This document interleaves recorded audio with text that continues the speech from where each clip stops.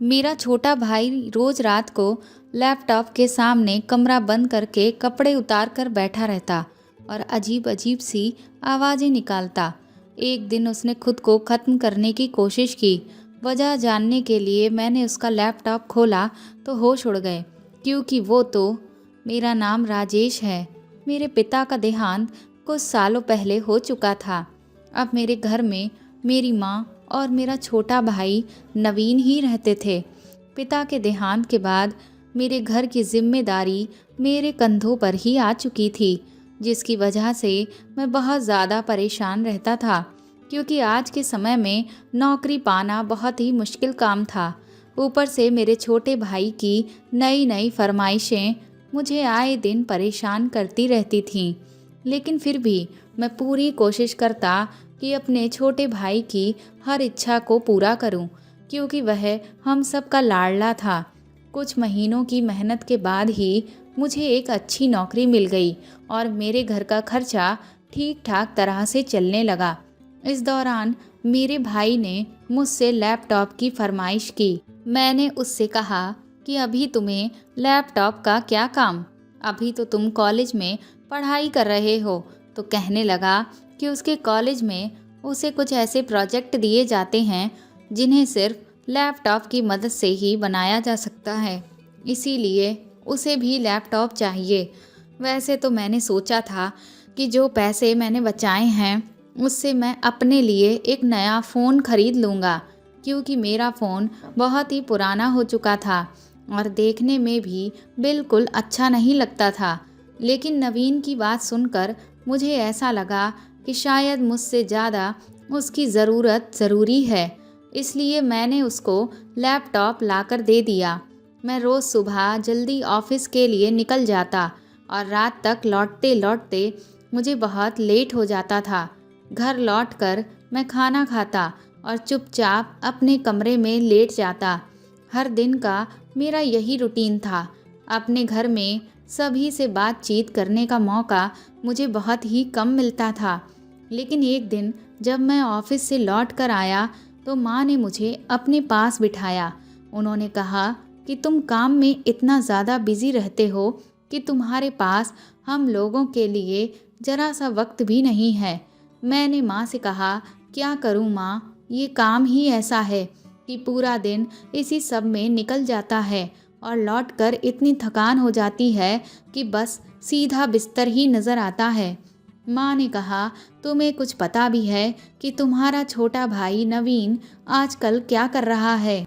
माँ की ये बात सुनकर मैं घबरा गया। मैंने कहा, क्या हुआ माँ? क्या नवीन किसी गलत संगत में पड़ गया है? क्या वह अपने दोस्तों के साथ कुछ गलत हरकतें कर रहा है? तो माँ ने कहा, दोस्तों से मिलने तो वह जाता ही नहीं। मुझे नहीं समझ आ रहा कि आखिर वह क्या करता है। तुमने उसे जब से लैपटॉप दिलाया है वह अपने कमरे में ही घुसा रहता है, कमरे से बाहर ही नहीं निकलता। मैंने कई बार उससे कहा कि तुम थोड़ा बहुत बाहर निकला करो, कभी कभार अपने दोस्तों से भी मिल आया करो, लेकिन उसे ना तो घर के किसी काम को करने में कोई रुचि है और ना ही अपने दोस्तों से मिलने जाने में। और अब तो उसने धीरे धीरे कॉलेज जाना भी बहुत कम कर दिया है। वह आए दिन कॉलेज से छुट्टी ले लेता है। मुझे समझ नहीं आ रहा कि आखिर वह लैपटॉप में ऐसा क्या काम करता है जिसकी वजह से वह कहीं आता जाता नहीं है और सारा वक्त अपने कमरे को बंद करके अंदर बैठा रहता है। ना तो ठीक से खाता है ना पीता है। देखो बेटा, तुम उसके बड़े भाई हो, इसलिए उसे इन सब चीज़ों में तुम ही समझा सकते हो और पूछ सकते हो।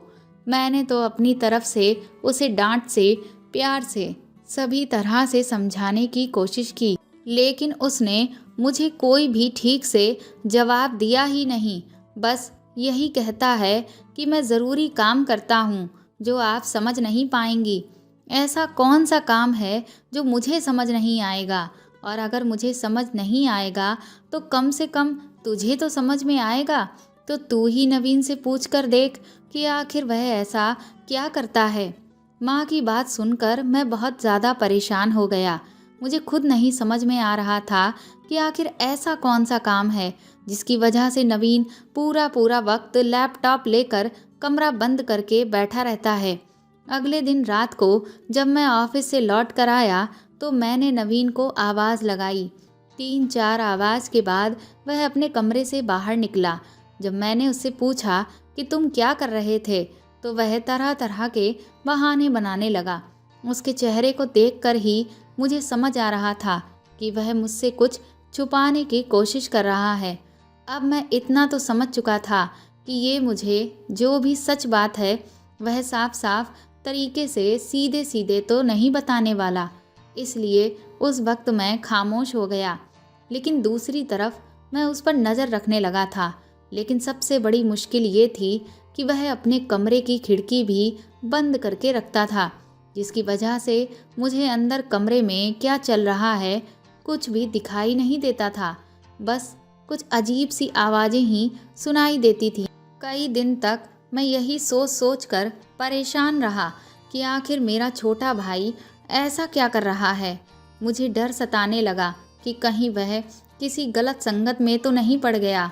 कुछ दिनों तक मैंने उस पर लगातार नज़र रखी, लेकिन मुझे कोई भी ऐसा मौका नहीं मिल पा रहा था जिससे मैं जान सकूं कि आखिर इस सब के पीछे वजह क्या थी। लेकिन एक दिन जब मैं रात को अपने भाई के कमरे के बाहर गया तो उसकी खिड़की थोड़ी सी खुली हुई थी। मैंने जब अंदर झांक कर देखा तो मेरे होश उड़ गए। मेरा भाई ज़मीन पर बेड के दूसरी तरफ बैठा हुआ था। उसने लैपटॉप खोलकर रखा हुआ था, लेकिन मुझे कुछ भी दिखाई नहीं दे रहा था कि वह लैपटॉप पर क्या कर रहा है। पर जो सबसे अजीब चीज़ मुझे लगी वह ये थी कि उसने कुछ भी नहीं पहन रखा था। आखिर वह ऐसा क्या कर रहा था जो वह इतनी ठंड में बिना कपड़ों के बैठा हुआ था। उसकी थोड़ी देर बाद वह अजीब तरह से आहें भरने लगा। ऐसा लग रहा था जैसे वह सामने देखकर कुछ कह रहा है या फिर कुछ कर रहा है।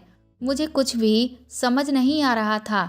मैं चुपचाप अपने कमरे में वापस लौट आया, लेकिन अब मुझे बहुत ज़्यादा टेंशन हो रही थी। मेरी आंखों के सामने बार बार मेरे भाई के कमरे का वही नज़ारा घूम रहा था। मेरे दिमाग में अब बहुत ही उल्टी सीधी बातें आने लगीं। मैं सोचने लगा कि कहीं मेरा भाई किसी गलत संगत में तो नहीं पड़ गया, लेकिन बार बार मन कहता कि कहीं मैं अपने भाई को लेकर कुछ गलत तो नहीं सोच रहा हूँ। पर फिर ख्याल आता कि इस उम्र में अक्सर लोगों के कदम बहक जाते हैं, तो कहीं ऐसा तो नहीं कि मेरा भाई भी इसी तरह के किसी चक्कर में पड़ गया हो। मैंने फैसला किया कि मैं कल ही अपने भाई से बात करूँगा। अगले दिन ऑफिस से लौटकर जब मैंने नवीन को बुलाकर उससे थोड़ी बातचीत शुरू की तो वह कहने लगा कि उसे बहुत ज़रूरी काम है, इसलिए उसे जाना होगा।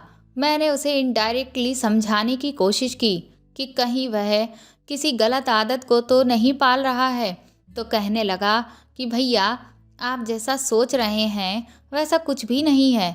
आप बिना बात ही इतनी ज़्यादा टेंशन ले रहे हैं। आप भी माँ की बातों में आ गए हैं।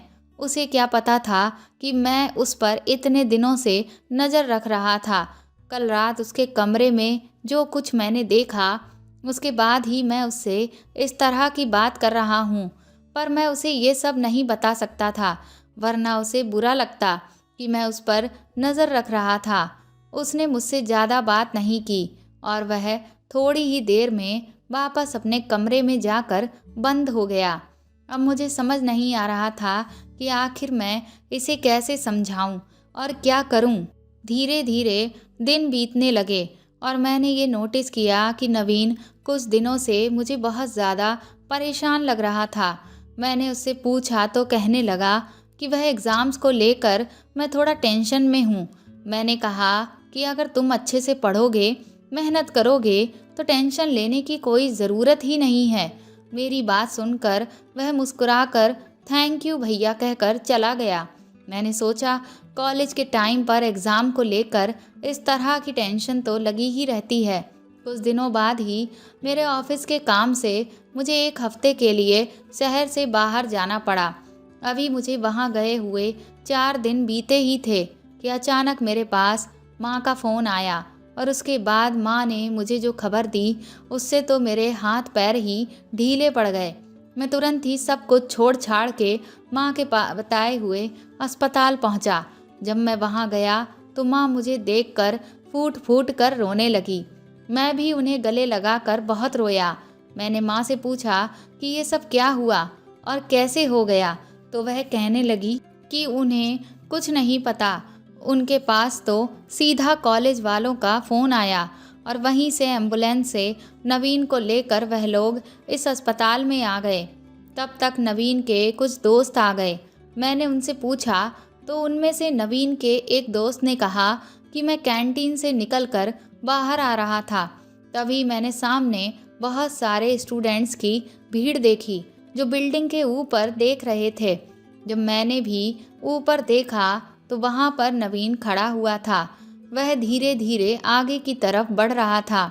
ये देखकर मैं भी बुरी तरह से घबरा गया कि नवीन वहाँ ऊपर क्या कर रहा है। मैं तुरंत ही भागकर बिल्डिंग के पास पहुँचा और ज़ोर ज़ोर से चिल्लाकर नवीन को रोकने की कोशिश करने लगा, लेकिन नवीन लगातार रोता चला जा रहा था। मैं उसे समझा रहा था कि वह पीछे हट जाए, लेकिन बस कुछ ही सेकंड्स में नवीन नीचे कूद गया और फिर आगे आप देख ही रहे हैं कि उसकी क्या हालत हो गई है। अब हम सबके लिए सबसे बड़ा सवाल यही था कि नवीन ने आखिर ऐसा क्यों किया। उसने खुद को ख़त्म करने की कोशिश आखिर क्यों की? इसके पीछे क्या वजह थी? डॉक्टर ने हमें बताया कि नवीन को बहुत सारे फ्रैक्चर्स हुए हैं। उसे ठीक होने में बहुत लंबा समय लगेगा और उसके सर पर भी बहुत गहरी चोट आई है, जिसकी वजह से उसे अभी तक होश नहीं आया है। माँ का तो रो रो कर बुरा हाल था। मैं जैसे तैसे खुद को और माँ को संभाल रहा था, लेकिन हमें समझ ही नहीं आ रहा था कि मेरे भाई ने आखिर इतना घातक कदम क्यों उठाया।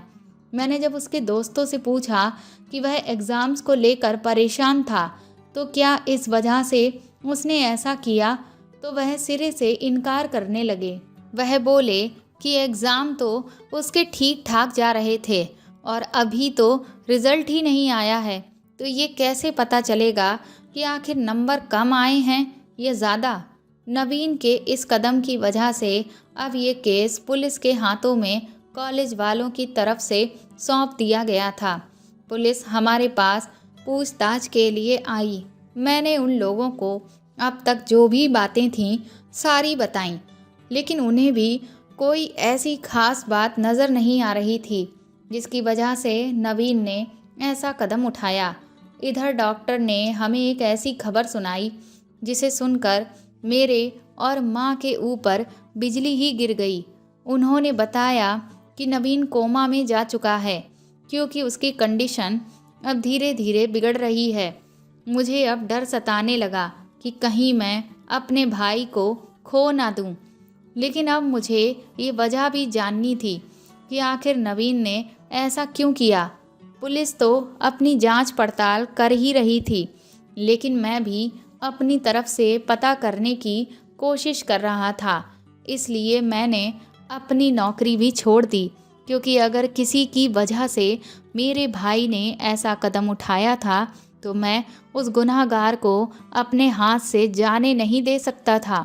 मैं नवीन के कॉलेज गया ताकि वहाँ के उसके क्लासमेट से बात करके पता कर सकूं। शायद उन्होंने कभी कुछ ऐसा देखा हो जिसके बारे में हमें नहीं पता। मैंने सभी से बात की, लेकिन मुझे कुछ खास पता नहीं चला। फिर मैं हताश निराश होकर वापस जाने लगा। तभी मुझे कॉलेज के गेट के बाहर एक लड़का आकर मिला और उसने मुझे बताया कि नवीन कुछ महीनों से उनके क्लास के एक लड़के जिसका नाम रितेश था, उसके साथ कुछ ज़्यादा ही उठ बैठ रहा था। मैंने कहा तो इसमें कौन सी खास बात है, तो वह कहने लगा कि भैया वह लड़का ठीक नहीं है, वह बहुत सी गलत आदतों में पड़ा हुआ है। मैंने नवीन को जब कई बार उसके साथ मिलने जुलने से मना किया तो नवीन का कहना था कि वह उसके साथ एक बहुत ज़रूरी काम में बिज़ी है। मैंने उस लड़के से पूछा कि आखिर वह ज़रूरी काम क्या था, तो वह लड़का बोला कि ये तो मुझे नवीन ने नहीं बताया। मैं तुरंत ही वापस कॉलेज के अंदर गया, लेकिन मुझे पता चला कि उस दिन तो रितेश कॉलेज आया ही नहीं था। इसलिए अगली सुबह मैं एक बार फिर कॉलेज गया और मुझे उस दिन रितेश मिल गया। मैंने जब रितेश से इस बारे में पूछा कि नवीन तुम्हारे साथ मिलकर कौन सा ज़रूरी काम कर रहा था, तो उसने इन सब बातों से साफ इनकार कर दिया कि उसका नवीन के साथ कोई भी काम नहीं था। लेकिन उसके चेहरे की घबराहट देखकर मुझे शक होने लगा कि हो ना हो नवीन के ऐसा करने की वजह के पीछे इस रितेश का ही हाथ है। लेकिन मैं उसके साथ किसी भी तरह की कोई ज़बरदस्ती नहीं कर सकता था, इसलिए मजबूर होकर वापस घर लौट आया। इधर पुलिस भी बार बार हमारे घर पूछताछ करने के लिए आ रही थी और उन्हें भी इस सब के बारे में कुछ पता नहीं चल पा रहा था। मैं और माँ बहुत ज़्यादा परेशान थे। एक दिन मैंने सोचा कि मैं खुद नवीन के कमरे की छानबीन करूं। पुलिस को तो कुछ नहीं मिला, पर शायद मुझे उसमें कुछ मिल जाए। मैंने पूरा कमरा छान मारा, पर मुझे कुछ भी नहीं मिला। तभी मुझे याद आया कि नवीन का लैपटॉप तो दिख ही नहीं रहा। जब मैंने बहुत ढूंढा तो मुझे लैपटॉप अलमारी के अंदर एक एक्स्ट्रा लकड़ी की तख्ती लगाकर उसके पीछे छिपा हुआ मिला। अब मुझे समझ नहीं आ रहा था कि नवीन ने लैपटॉप को इस तरह से छिपाया क्यों था। मैंने तुरंत ही उसका लैपटॉप खोलकर सारी चीज़ें खंगालना शुरू किया तो मेरे होश ही उड़ गए। मैं तुरंत ही वह लैपटॉप लेकर पुलिस के पास गया। थाने के इंस्पेक्टर साहब ने मुझसे कहा कि मैंने उन्हें इस लैपटॉप के बारे में पहले क्यों नहीं बताया। तो मैंने कहा इतनी टेंशन थी कि जिसकी वजह से लैपटॉप की बात तो मेरे दिमाग से निकल ही गई थी। लेकिन अब सबसे बड़ा सवाल ये था कि जो असली गुनाहगार था उसको कैसे पकड़ा जाए। पुलिस ने सारी डिटेल लैपटॉप से निकाल ली थी और उन्होंने अपने जो भी भरोसेमंद ऑफिसर्स थे उनको सारे इंस्ट्रक्शंस दे दिए थे। लेकिन अब एक नया सवाल हमारे सामने ये खड़ा हो गया कि आखिर नवीन इस सब में फंसा कैसे। तभी मेरे पास माँ का फ़ोन आया। उन्होंने कहा कि नवीन कोमा से बाहर आ गया है। मैं पुलिस वालों के साथ तुरंत ही अस्पताल पहुँचा। मुझे देखते ही नवीन फूट फूट कर रोने लगा और मेरे गले लग गया। मैं भी अपने भाई को सही सलामत देखकर बहुत रोया। मैंने उसे बहुत डांटा कि तूने ये सब क्यों किया, तो कहने लगा कि मैं मजबूर था भैया, आपको नहीं पता मैंने बहुत गलत काम किया है, हो सके तो मुझे माफ़ कर दीजिएगा। मैंने उससे कहा कि मैंने तुझसे कितनी बार बात करने की कोशिश की, लेकिन तूने तो हर बार बहाने बना दिए। तो कहने लगा कि मेरा दिमाग खराब हो गया था, इसलिए मैंने आपके साथ ऐसा किया। लेकिन फिर मैं एक ऐसे जाल में फंसता चला गया जिससे निकल पाना मेरे लिए नामुमकिन था। इसीलिए मुझे ऐसा कदम उठाना पड़ा। मैंने कहा कि कोई भी समस्या इतनी बड़ी नहीं होती जिसे हल ना किया जा सके। तो नवीन बोला, आपको नहीं पता भैया कि मैंने क्या किया है। मैंने उससे कहा कि मुझे सब कुछ पता है। तो वह मेरी तरफ हैरत से देखने लगा। मैंने कहा कि मैंने तेरा पूरा लैपटॉप खंगाल डाला। ये सुनकर नवीन और ज़ोर ज़ोर से फूट फूट कर रोने लगा। उसने शर्म के मारे अपना चेहरा छुपा लिया। मैंने कहा कि तुम्हें शर्मिंदा होने की ज़रूरत नहीं है, जो हो गया सो हो गया, अपनी गलती से सबक लो। उसके बाद जो सीनियर इंस्पेक्टर थे उन्होंने पूछा कि नवीन, तुम आखिर इस सब में कैसे फंस गए। उसके बाद नवीन ने जो हमें बताया उसे सुनकर हम सब दंग रह गए। नवीन ने कहा कि दरअसल मुझे अक्सर पैसों की ज़रूरत महसूस होती रहती थी। भैया की कमाई भी इतनी ही थी कि जिससे घर ही ठीक से चल पाए। मैं हर छोटी मोटी चीज़ के लिए भैया पर ही डिपेंड रहता था, जिसके कारण मुझे खराब लगता रहता था। एक दिन जब मैं क्लास में अकेला बैठा हुआ था तो मेरे पास रितेश आया और मुझे अपना फ़ोन दिखाकर बोला कि देख, मैंने कितना महंगा फ़ोन लिया है। मैंने उससे कहा कि यार, अभी कुछ महीने पहले तो तूने बाइक खरीदी ही थी, अब तूने इतना महंगा फ़ोन ले लिया। तेरे पापा तो प्राइवेट नौकरी करते हैं, तो इतना पैसा तेरे पास कहाँ से आता है? तो कहने लगा कि तुझे इतने पैसे कमाने हैं, अगर हाँ कर तो मैं भी तुझे एक ऐसा रास्ता बताऊंगा जिससे तू भी ढेर सारा पैसा कमा पाएगा। उसकी ये बात सुनकर मैं बहुत खुश हो गया। मैंने कहा, हाँ यार, मुझे भी ढेर सारे पैसे कमाने हैं। तो कहने लगा, तो फिर ठीक है, जल्द से जल्द एक लैपटॉप खरीद ले, क्योंकि पैसे कमाने का ज़रिया लैपटॉप ही है। इसीलिए मैंने भैया से ज़िद करके एक लैपटॉप खरीद लिया। सोचा जब पैसे आ जाएंगे तो भैया को वापस कर दूंगा। उसके बाद रितेश ने मुझसे कहा कि वह विदेशी लड़कियों से ऑनलाइन चैटिंग करता है, जिसमें उसे उन लड़कियों से अच्छी अच्छी बातें करनी पड़ती हैं। इसके बदले में बहुत अच्छा पेमेंट दिया जाता है। तुम जितना ज़्यादा उन लड़कियों को खुश करोगे, उतना अच्छा पेमेंट तुम्हें दे दिया जाएगा। मैंने सोचा ये काम तो बहुत ही आसान और अच्छा है। उसके बाद मैं भी कमरे में बैठकर एक विदेशी लड़की जिसका नाम सोफिया था, उससे बात करने लगा। धीरे धीरे हमारी हर रोज़ बातें होने लगीं और फिर उसने मुझसे कहा कि वह मुझे पसंद करने लगी है। मैं भी कहीं ना कहीं उसे पसंद करने लगा था। और फिर एक दिन उसने कहा कि मैं उसके सामने बिना कपड़ों के बैठूं। वह भी मेरे सामने उसी तरह से बैठी और फिर हमने उस तरह की बातें की जिससे हमें बहुत ज़्यादा सुख महसूस हो। उस एक दिन के बाद हम दोनों हर रोज़ इस तरह से एक दूसरे के सामने बैठने लगे और घंटों उस चीज़ को करते रहते थे, जिससे हमें बहुत ज़्यादा मज़ा आने लगा था। फिर एक दिन सोफिया ने मुझसे कहा कि मैं उसे 5 लाख रुपए ला कर दूँ। मैंने उससे कहा कि मैं इतने पैसे कहाँ से लेकर आऊँगा। तो कहने लगी कि वह सब मैं नहीं जानती, मुझे इतने पैसे चाहिए तो हर हाल में चाहिए। जब मैंने उसे इनकार कर दिया तो उसने मुझे एक वीडियो भेजा। जब मैंने उस वीडियो को खोल कर देखा तो मेरे होश उड़ गए, क्योंकि जब मैं उस तरह से सोफिया के साथ बातें कर रहा था तो उसने मेरी स्क्रीन रिकॉर्डिंग करके कई सारी वीडियोस तैयार कर ली थीं। उसने मुझसे कहा कि अगर मैंने उसकी मांग नहीं मानी तो वह मेरा वीडियो वायरल कर देगी और मैं कहीं का नहीं रहूँगा। अब मुझे समझ ही नहीं आ रहा था कि मैं क्या करूं। मैंने सोफिया के सामने बहुत हाथ पैर जोड़े कि वह मेरे साथ ऐसा ना करे। तो कहने लगी कि अगर मैं उसे इतनी बड़ी रकम नहीं दे सकता तो फिर 10,000 रुपये का इंतज़ाम तो कर ही सकता हूँ। मैंने जैसे तैसे 10,000 का इंतज़ाम करके सोफिया को भेज दिए, लेकिन फिर तो उसकी आए दिन की डिमांड्स आने लगीं। कभी उसे 5,000 चाहिए होते तो कभी 20,000, जिसके चक्कर में मुझे छोटी मोटी चोरियां करनी पड़ी। मैं इस सब से तंग आ चुका था। मैंने सोफिया से कहा कि मैं अब उसके लिए पैसों का इंतज़ाम नहीं कर सकता, तो वह मुझसे फिर से 5 लाख रुपए की डिमांड करने लगी। जब मैंने फिर से उसके आगे हाथ पैर जोड़े कि वह मुझे छोड़ दे, तो उसने कहा कि अगर मैं उसके लिए 5 लाख रुपयों का इंतज़ाम नहीं कर सकता तो फिर मैं उसके लिए किसी दूसरे लड़के का इंतज़ाम करूं, ताकि वह उसे फंसाकर उससे पैसे ऐंठ सके।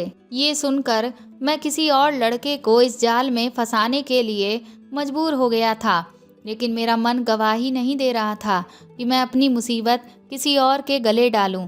इसलिए फिर मैंने फैसला किया कि जब मैं ही नहीं रहूँगा तो फिर ये सारा जंजाल भी खत्म हो जाएगा। इसीलिए मैंने ऐसा कदम उठाया। ये कहकर नवीन फूट फूट कर रोने लगा। उसके बाद उसी दिन पुलिस ने जाकर रितेश को भी गिरफ्तार कर लिया। रितेश ने भी नवीन को इस सब में फंसाने की यही वजह बताई, क्योंकि वह लड़की रितेश से भी 5 लाख रुपए का इंतज़ाम करने को कह रही थी। अब किसी भी हाल में उस लड़की को पकड़ना था, जिसके लिए पुलिस को एक जाल बिछाना था ताकि वह लड़की उस सब में फंस जाए। मैंने पुलिस से हाथ जोड़कर प्रार्थना की कि मैं भी इस सब में उनकी मदद करना चाहता हूँ। मेरी बहुत रिक्वेस्ट के बाद, मेरी भावनाओं को समझते हुए मुझे भी उन्होंने इस मिशन में शामिल कर लिया। अगले दिन मैं एक नए लैपटॉप के साथ नवीन की बताई हुई साइट पर पहुंचा। मेरे सामने सोफिया थी। वह सच में एक विदेशी लड़की थी। उसने मुझसे पूछा कि मुझे उसके बारे में कहाँ से पता चला, तो मैंने नवीन का नाम लेकर कहा कि मैं उसके पड़ोस में रहता हूँ और उसने ही मुझे तुमसे बात करने के लिए कहा है। इधर मैं हर दिन सोफिया से बात कर रहा था और उधर साइबर सेल वाले सोफिया का आईपी एड्रेस ट्रेस करने में लगे हुए थे। और जिस दिन सोफिया का आईपी एड्रेस ट्रेस हुआ, हम सब दंग रह गए, क्योंकि वह आईपी एड्रेस किसी विदेश का नहीं बल्कि मेरे ही शहर का था। एड्रेस का पता मिलते ही पुलिस ने जाकर तुरंत ही सोफिया को गिरफ्तार कर लिया। तब जाकर हमें पता चला कि ये एक बहुत बड़ा रैकेट था जिसे मुन्ना नाम का कोई आदमी चला रहा था, जिसमें सोफिया जैसी न जाने कितनी लड़कियां शामिल थीं। उसके बाद जब उन सब से पूछताछ हुई तो पता चला कि वह कोई विदेशी लड़कियां नहीं हैं, बल्कि उन्होंने अपने बालों को रंग रखा है और बस वह देखने में बहुत ज़्यादा गोरी लगती हैं और उन्होंने अपने बात करने का अंदाज़ कुछ विदेशी जैसा कर लिया है ताकि लोगों को ये लगे कि वह विदेश की लड़कियां हैं।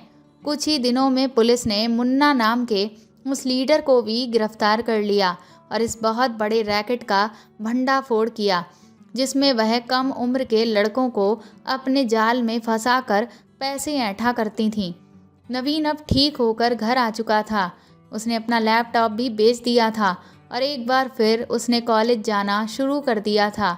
मैंने भी दूसरी नौकरी ज्वाइन कर ली थी और अब मैं हर रोज़ ऑफिस से लौटकर अपने भाई के साथ कुछ घंटे बिताया करता था। दोस्तों, किशोरावस्था एक ऐसी उम्र होती है जिसमें अगर सही दिशा ना मिले तो अक्सर बच्चों के कदम गलत तरफ बढ़ जाते हैं, क्योंकि उस वक्त उन्हें सही और गलत की समझ बिल्कुल भी नहीं होती। इसलिए अपने बच्चों को सुविधाएं देने में कोई बुराई नहीं है, लेकिन हमें उन्हें सही गलत की समझ भी देनी चाहिए और किसी भी चीज़ का क्या सही इस्तेमाल है और क्या गलत, ये भी सिखाना चाहिए। इसीलिए हर रोज़ अपने बच्चों से कुछ घंटे बैठकर बात ज़रूर करें, ताकि वह आपसे अपनी हर तरह की बात को बिना झिझके शेयर कर सकें और किसी भी मुसीबत में ना फंसें। तो दोस्तों, आपको मेरी ये कहानी कैसी लगी हमें कमेंट करके ज़रूर बताएं और प्लीज़ मेरे चैनल को सपोर्ट करें। इस कहानी को ज़्यादा से ज़्यादा शेयर और लाइक करें। आप चाहें तो मुझे सुपर थैंक्स भी दे सकते हैं। साथ ही अगर आप मेरे चैनल पर नए हैं तो सब्सक्राइब करके बेल आइकन ज़रूर दबा दें, ताकि आगे भी मैं आपको ऐसी ही अच्छी कहानियाँ सुनाती रहूँ। Thank you.